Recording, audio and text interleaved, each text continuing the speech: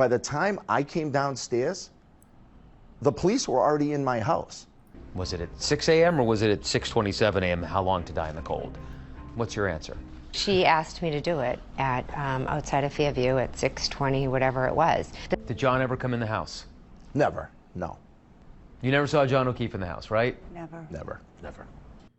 Well, and then now that Karen Reed has been declared not guilty of the murder of John O'Keefe, the key witnesses of the trial, in this case the Alberts and the McCabe's, the ones who were inside the house while John O'Keefe was dying or died on the snow, sat down with ABC to clean up their names and set the record straight about all this, because they are, well, in this the eye of the storm of this, we could say, conspiracies, saying that, well, if Karen Reed did not murder or manslaughter John O'Keefe, then who did it? And of course, well, all theories are fair game right now, and we're going to analyze new body language analysis of this interview that I'm going to say it right from the start. This did not go the way they intended it. So before we begin, remember to download my free 100 body language tips right in the description of this video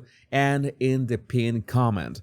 So we're ready to start, and we're gonna start with the description of the interview itself. For the first time, some of the key players in the Karen Reed trial sitting down for an exclusive interview. His friend, Jennifer McCabe, and her husband, Matt, former Boston police sergeant Brian Albert, and his wife, Nicole, and his brother, Chris Albert.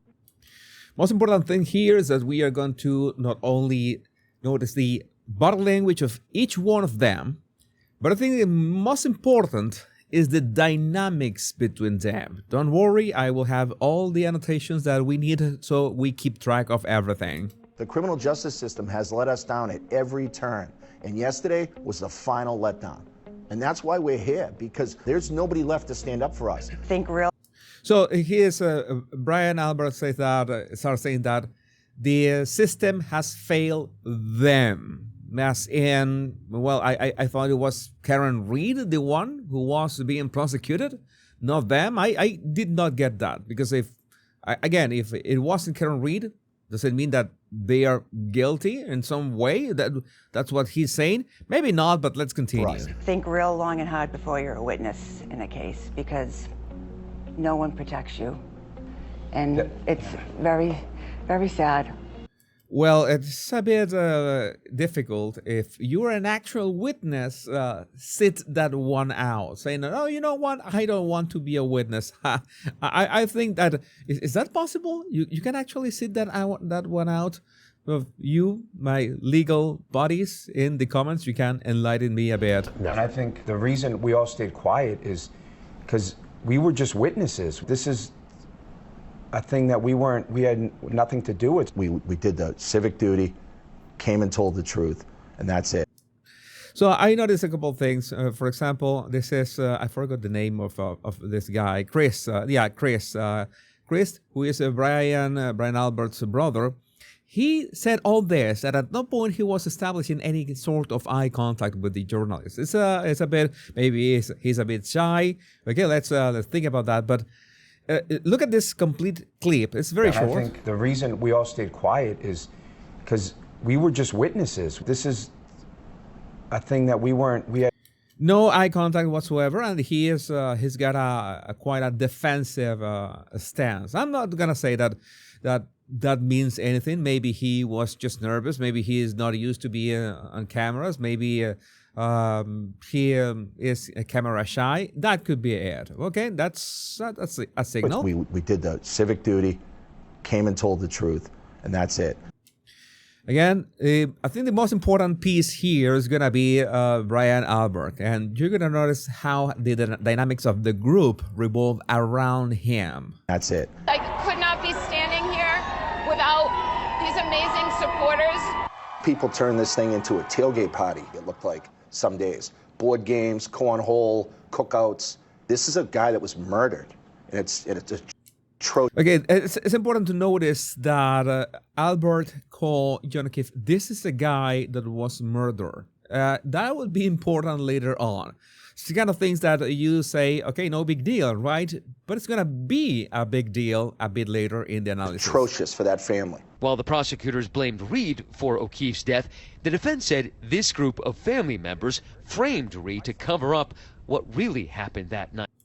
Yeah, that is the general theory, I could say the conspiracy theory, that this group of family members framed Karen Reed to cover up for whatever happened that night, which is really confusing. And you might have noticed that Albert, at the end of that clip, was shaking his head. Sometimes we shake our heads to emphasize something. I think that he was saying the word atrocious, and he was emphasizing the word atrocious with that. I'm going to just mention that briefly. It was murdered. And it's atrocious for that family. Yeah, this is just emphasizing that. We can move that on. Night. What they've done is they've dehumanized us to the sense where we're not real people. We're almost like caricatures. We're a pawn. Yeah, it's just like, I noticed that this is like a PR, a public relations attempt at painting themselves as we are the victims of this. We are the ones who are being attacked. We are the ones who are, I don't know, in a compromised position or something like that. It's like victimization, self-victimization never goes well, because if you want to speak, you want to speak with the facts. And, well, let's say that they were a bit bland on the facts. Have each of you been called murderers? Like actual murderers? Oh, yeah, on a daily basis. Anybody? There was the first time that I noticed that when they were going to answer, this was a bit casual, but I noticed that when right about they were going to answer, you notice that Jennifer McCabe looks at Brian. She turns and looks at her, and Brian looks a bit in the direction of Jennifer, and Nicole, who is Brian's wife, she looks at him at the same time.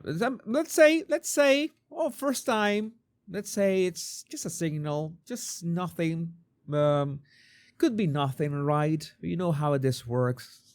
It's, you begin adding things, you're gonna see it. Jesus. Anybody who's touched this case has been called a murderer at some point. And anyone who's friends with us support cop killers. Meanwhile, yeah, it's this is at some point understandable. You know how the internet can be when the internet decides that you are guilty. Well, good luck trying to clean up your reputation. But you want to clean up your reputation, you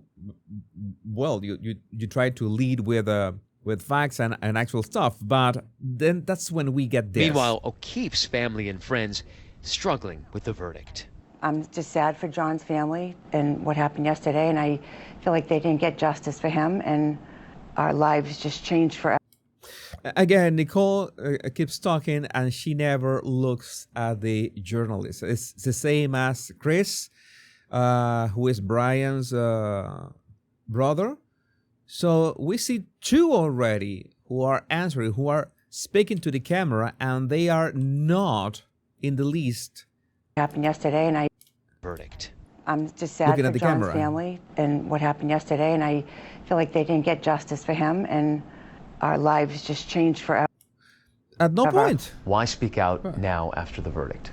We took what we thought was the high road.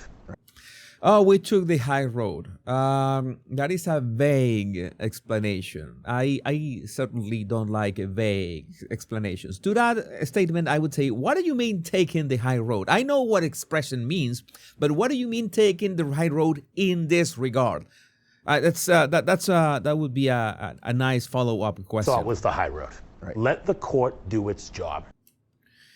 I noticed that after he said, let the court do his job, he did this. There was a subtle lip pressure that was not needed. He was not vocalizing anything, and he looked away. And that away, what a coincidence, was in the general direction of Brian. But again, could be a coincidence. Two coincidences already, right? It's 2 times they are looking in Brian's direction, let's say.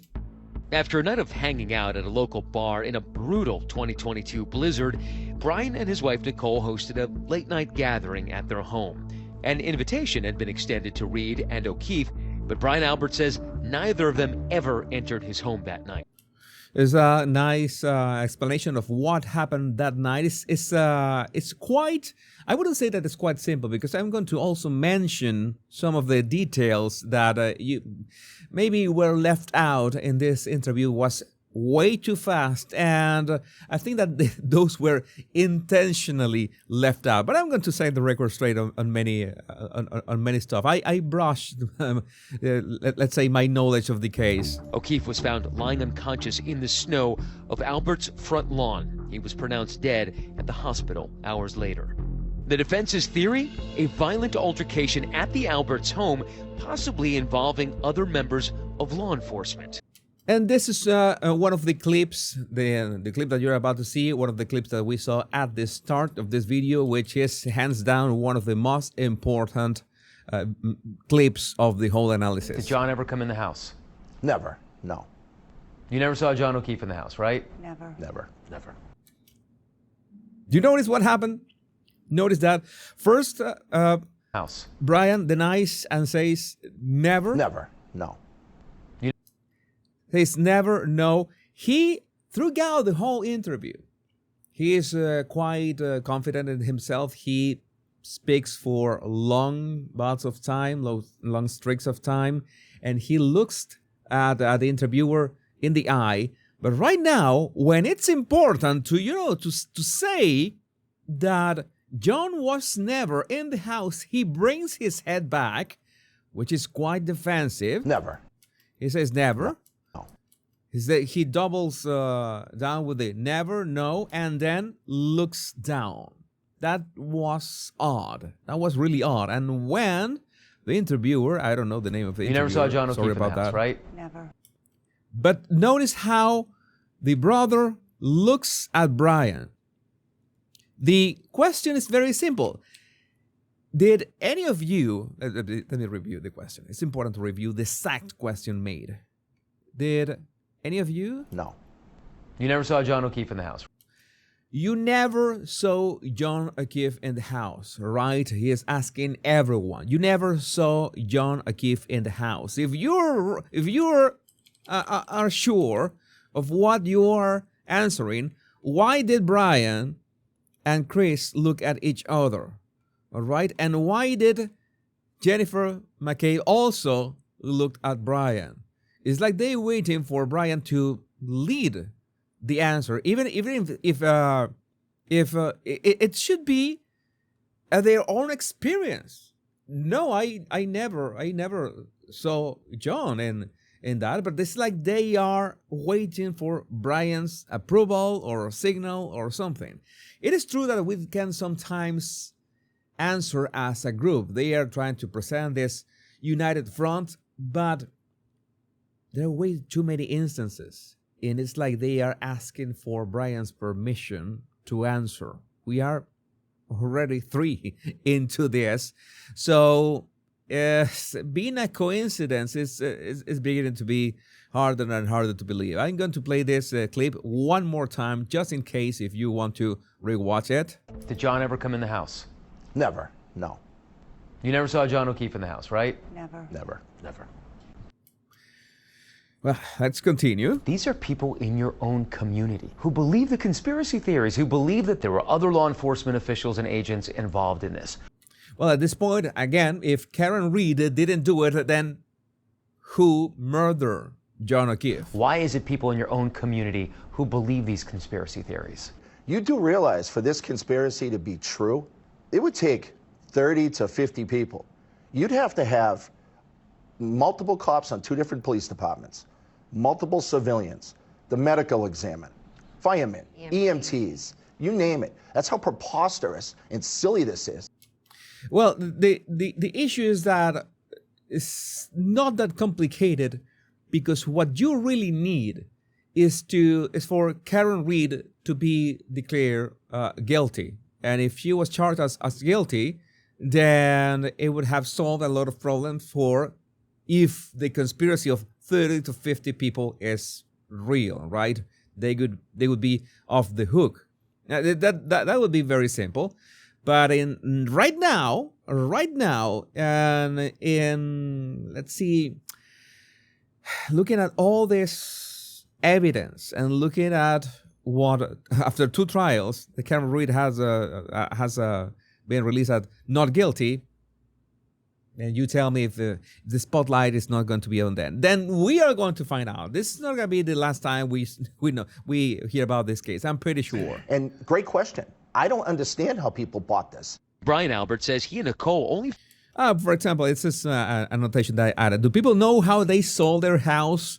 And they are not only sold their house under the market value, which is strange.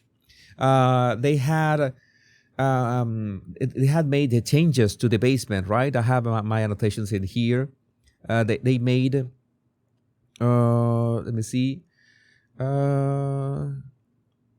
They made renovated basement floors, sold house below market value, and failed to disclose incidents that somebody died on the loan to house buyers. If it's true that as a salesman, as a realtor, you don't have to disclose that kind of stuff. It would be strange that you buy a house. It's not cheap. It was almost $1 million. And you find out that was the scene of a crime because people show up at your loan to take pictures and measurements and stuff. You know how it is. But it is strange, right? It's just strange. Another strange happening. Nicole only found out about John's death when Jen McCabe, who is Nicole's sister, barged into their bedroom. She was just upset and... Oh, nice. Notice it. Nicole was answering, and then, look at that, what is happening? She is looking at Brian. She was just upset. And he answers for her. Maybe, well, he wanted to help his wife to complete the question. Again, it's a possibility. But you know that so many possibilities stack up. Upset and...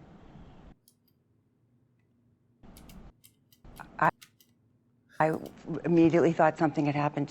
Again, she is answering twice. Upset and I immediately... She checks on Brian to answer. Why would she have to check on Brian again? And notice how Brian looks at her. I could say that maybe this is his body language baseline. This is the way that Brian looks at people regularly. But if my wife was having this recollection of this horrific incident, my facial expression might be a bit more empathetic to them, to her. And this case, no, it's a bit ominous. I immediately thought something had happened to one of her children or one of my children, because why else is she in my bedroom at 6:30 in the morning right now? Yeah, but for some reason, they had a 38-second phone call at 5:07 in that same morning.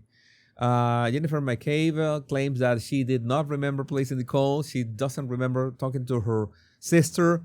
She has no recollection of that call. There's no way to know what happened in those 38 seconds, but there was a phone call, so which makes the surprise. Oh, it was so odd seeing you at 6:30 in the morning, barging into the room. At 6:30 in the morning. And notice how Brian is a bit nervous. At 6:30. It's like vocalizing. He's vocalizing as Nicole is speaking. At 6:30. He's vocalizing something in the morning. And I agree. And yeah, that's what happened. I'm telling you, I'm seeing so much strange body language in here.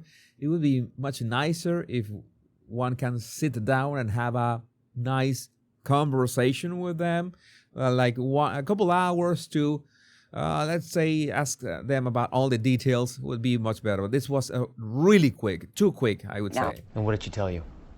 She said, John's out front. And notice that when he says, what did he tell you? What she tell you? Nicole is really nervous. She's pressing her lips. She's pressing her lips, looking at Brian, of course, who is the one speaking. And she's fiddling with her fingers. It's a bit of a pacifying gesture. But Brian is the one who's taking the lead right now. What happened when Jennifer, who is to his right, entered the room and saying, John's out. John's out front. I think John's dead out front. And he began shaking his head. Again, a bit of a contradiction, but I will just add a yellow flag in the air. I think John's dead out front. I said, what the are you talking about, Jen? And I'm like, who? I didn't know. You still didn't piece it I together. didn't understand what she was talking about, because why would John be out front of my house? So, why would John be in front of my house? I think the actual question would be, why is John dead? That is the most important question. Not that John is in front of his house. Not what is John dead? What do you mean John dead? So I found it odd that, oh yeah, he was confused, but let's say the biggest part of the confusion should be that John, who he claims to that is a friend or something like that, is in front of his house. Why be more confused about John being in front of his house than John being dead? I found that a bit strange, to say the least. Again, it's not that every single one of these little details has weight on its own, but it's the sum of all of them, and we are not even halfway through John this. be out front of my house. So massively confusing. There are police officers, EMTs on your front lawn. You're an officer.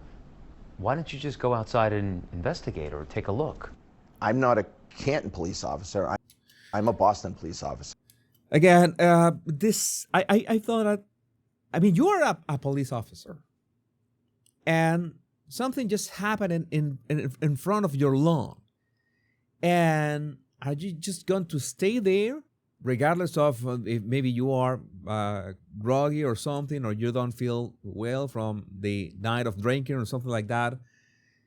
It's like somebody is dead. I'm pretty sure that being a cop and realizing that somebody is dead in your front lawn, that will make you just wake up really fast and get to your senses really fast. Both things, okay? It's like it just kicks in.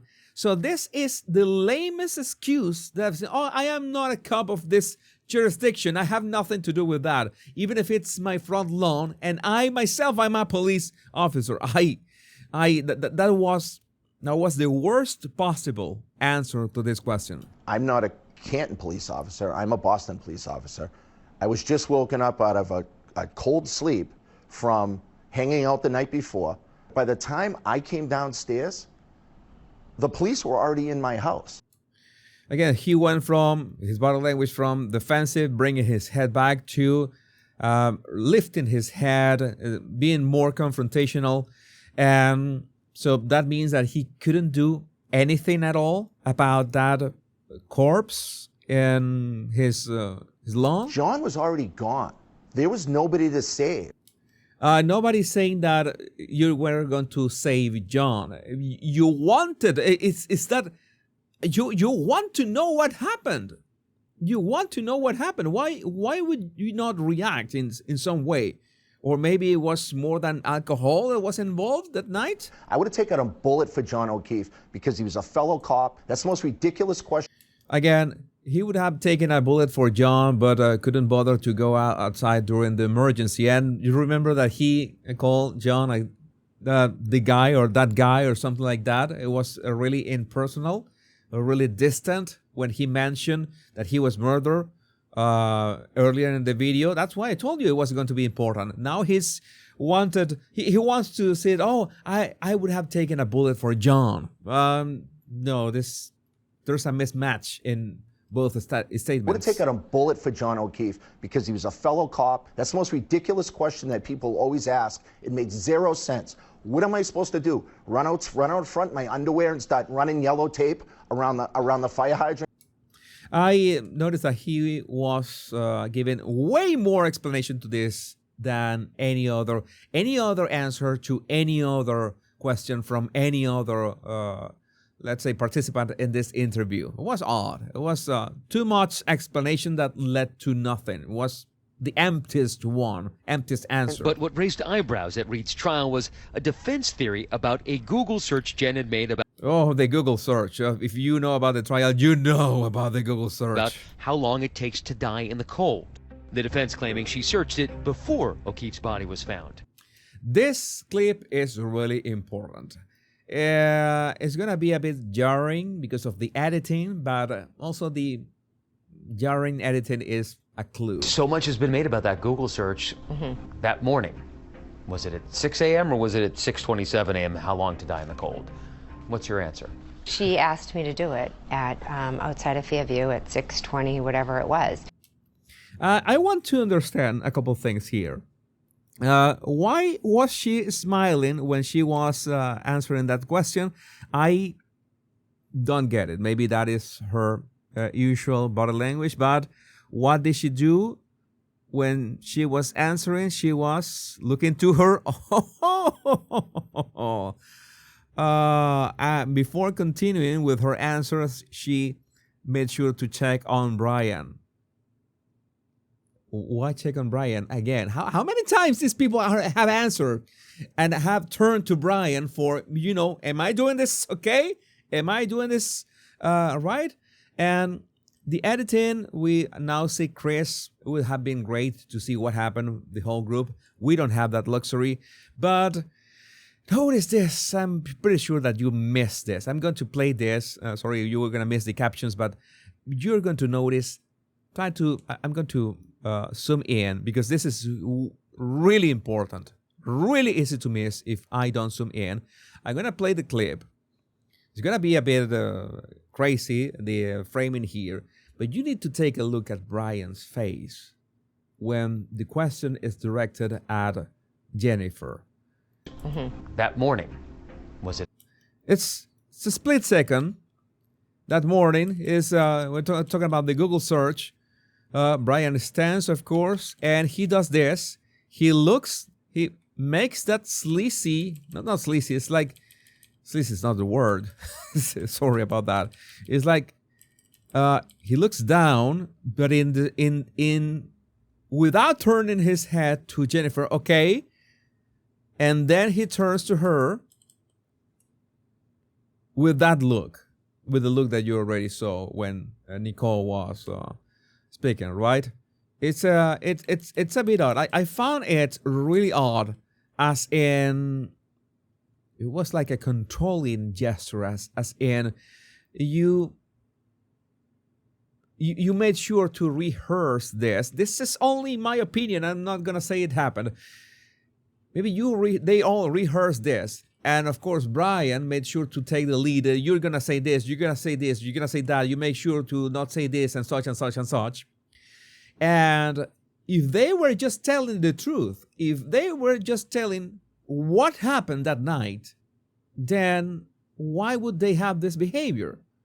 That's the thing that I don't get. And I can understand that people can get nervous in front of the cameras, but what we see on Brian Albert is definitely not nervousness. That is not nervousness. That is something else. Again, you see Chris. I hadn't noticed Chris look. Okay, it's about Jennifer.